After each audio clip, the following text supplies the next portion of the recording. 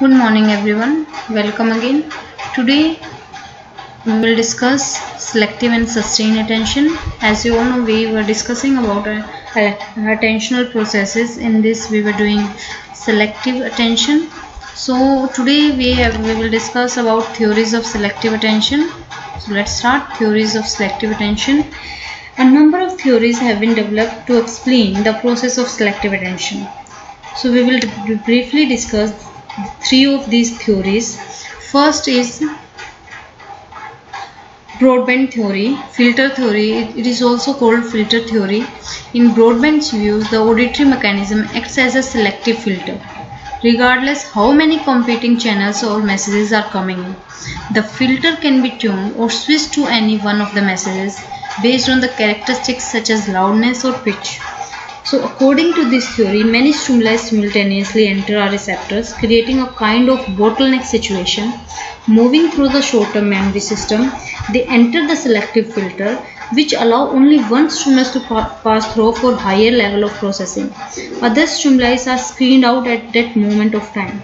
Thus we become aware of only that stimulus which get access through the selective filter. Next theory is filter attenuation theory. It was developed by Treisman and modify Broadband's theory. This theory proposes that stimuli not getting access to the selective filter at given moment of time are not completely blocked. The filter only attenuates or weakens their strength. Thus, some stimuli manage to escape through the selective filter to reach higher level of processing. Like it is indicated that personally relevant stimuli, example one's name in a collective dinner, can be noticed even at a very low level of sound. Such stimuli, even though fairly weak, may also generate response occasionally by slipping through the selective filter. So some inputs are attenuated or backgrounded. Some aspects of meaning words that have high subjective importance are easily attenuated to messages. Sensory, here you can see one figure: sensory register, attenuation control, limited capacity, detective devices, and then short-term memory and response. So we get any stimulus when our sense organs register all this, and then we give response. It's totally a process, and it's a stepwise process. This is the attenuation theory by Treisman. In this, Treisman rejected the early selection notion embodied in Broadband theory. She claimed that all incoming messages receive some amount of low-level analysis, including the analysis of physical characteristics for messages. When the unattended messages yield no useful or important information, those messages are attenuated.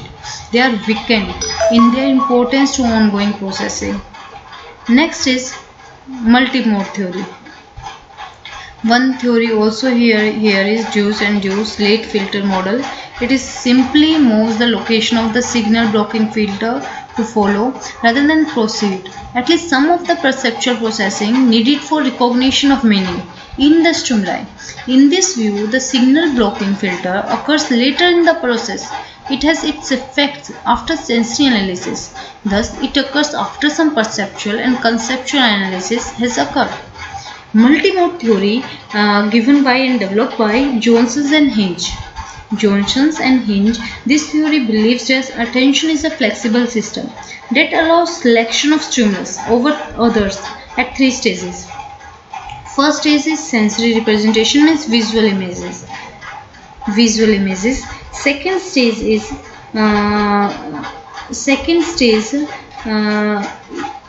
when the semantic representation, the names of any objects are constructed, and at stage 3 the sensory and semantic representation enter the consciousness. It is also suggested that more processing requires more mental effort. When the messages are selected on the basis of stage 1 processing, means early selection, less mental effort is required than when the selection is based on the stage 3 processing, late selection. So these are three stages. In stage 1, it's a sensory representation. In stage 2, semantic representation. In stage 3, semantic and sensory both representation is there. are there. So this is a multi-mode theory. Now come to the sustained attention. Sustained attention enable a person to stay on a task for a long period of time, and it has the ability to maintain a consistent behavioral response during continuous repetitive activity. Here are some factors influencing sustained attention. Several factors are facilitate and inhibit an individual's performance on task of sustained attention. First is sensory modality. Sensory modality is one of them.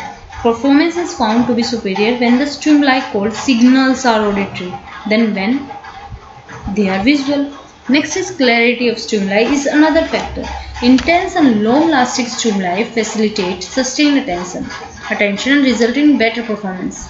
Next is temporal uncertainty is the third factor. When the stimuli appear at regular intervals of time, they are attending better than when they appear at irregular intervals. Next one is spatial uncertainty is the fourth factor. Stimuli that appears at a fixed place are readily attended, whereas those that appear at random locations are difficult to attend. So these are factors of selective and sustained attention we have discussed today. Next time we will move further. Thank you.